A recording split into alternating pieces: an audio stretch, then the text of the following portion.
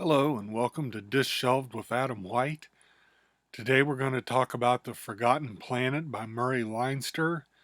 This is to take part in Roger's Cheap Old Book Club, uh, an event held by Michael K. Vaughan and his associate Roger. Uh, excuse me. I decided to take part in that this month, and so I read The Forgotten Planet. It's a really good book. It was I wasn't sure what to expect with it because you never know with these older science fiction books. They're hit or miss as to whether they're good or not. But this was actually a really good book. It started out with a Earth has spread out into the stars to find other planets to move to, and they find this planet that suits their suits the needs of human beings, but there's no life there, so they need to introduce life to it. So over several thousand years, ships take part in going and planting like bugs and fungi and things like that to this planet, and then through a very funny circumstance they lose track of the planet because it's kind of off the beaten path, and and this is all stuff right in the very first beginning of the book, so I'm not giving anything away. But anyway, they've introduced all this stuff to the world, but no one knows what's going on with it because they've forgotten about it. Hence the Forgotten Planet.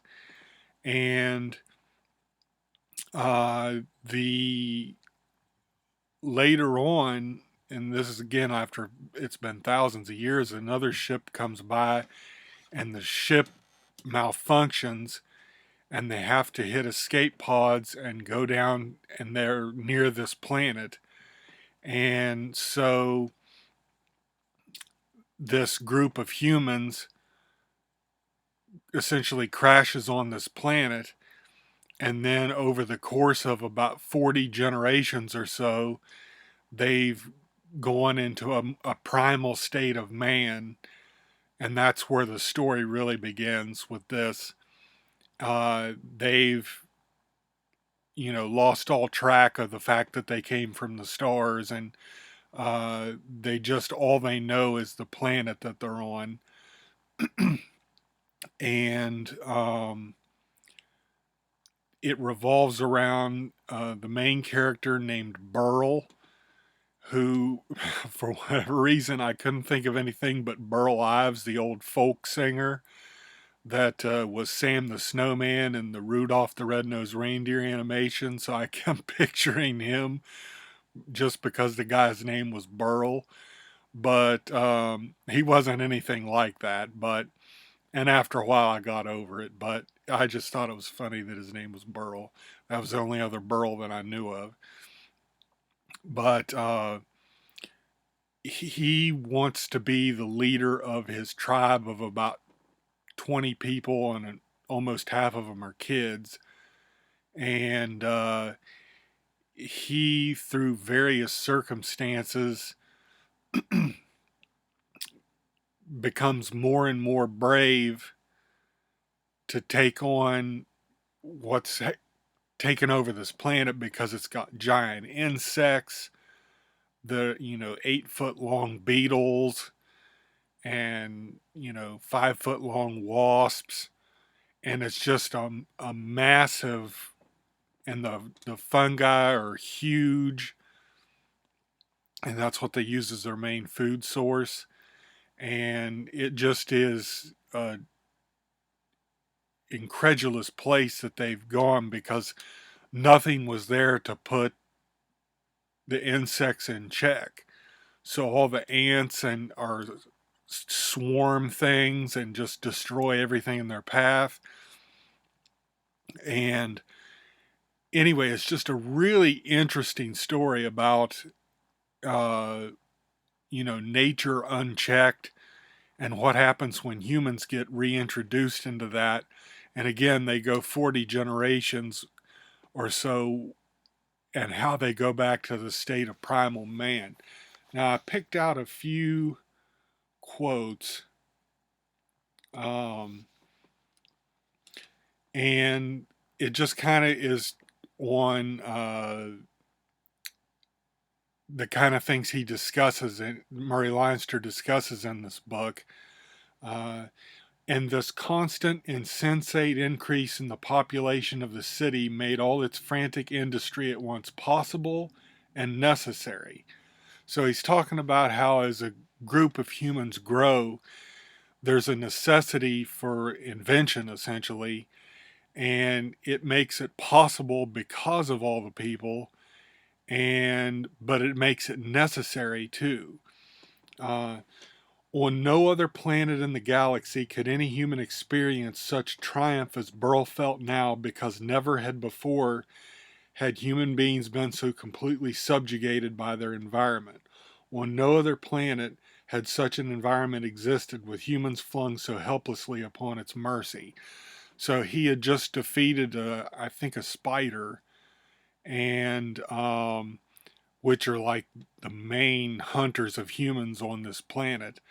And he was just thrilled with the fact that he'd done this and overcome this great creature.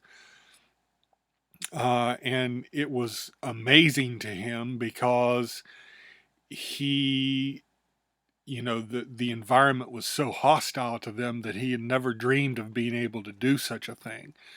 And it really shows um, the maturation of human beings from essentially prey to becoming somewhat of a predator. And because up to this point, all they had ever known was to hide from these creatures. There was no other planet from one rim to the other where men did not build their cities with the unconscious arrogance, completely disregarding the wishes of lesser things. Only on this planet did men hide from danger rather than destroy it. Only here could men be driven from their place by lower life forms.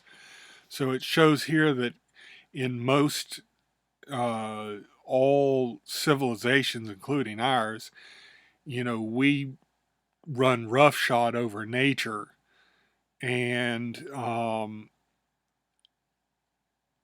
basically it exists at our pleasure. Um, we don't think of the insects or the animals or anything when we build a city and what it will displace. It just doesn't matter to human beings. But this planet is the opposite, because the insects and everything really have the upper hand. And there's just an infinite amount of danger that these primitive humans come into contact with. Now, this quote shows kind of the humor. There's some humor in this book. Like I said, the reason the planet gets lost is funny. But if one avoided spiders and praying mantises and the meat eating beetles, if one were safely hidden at night against the amorous male spiders who took time off from courtship to devour anything living that came their way, and if one lived at high tension alertness, interpreting every sound as a possible danger and every unknown as a certain peril, then one could live quite comfortably in this valley. So I thought that was funny, because um, it shows that their life was kind of a living hell, but they could live pleasantly if they recognized that, and and made sure that they just looked out for every second that their life was in danger. But the whole book is about the growth of Burl and the tribe that he has, and him wanting to be the leader, and where they go to follow him, because of the things he can do that they didn't think were possible, because they're all, like I said, pretty primitive people. Now, the end is kind of a deus ex machina, but it works for the story, and it's kind of what I expected the whole time. But I won't say what it is, but um, it just, I thought the end was very satisfying. And it it really topped off the book nicely. And all in all, it was a really great book. I'm glad Roger decided to read this one, and it just shows that even a mummy can pick out a good book. So, uh, again, this has been for part of Roger's Cheap Old Book Club. And thank you to Michael K. Vaughan and to Roger for suggesting this book. And thank you for hanging out with me this week. And I will catch you next week.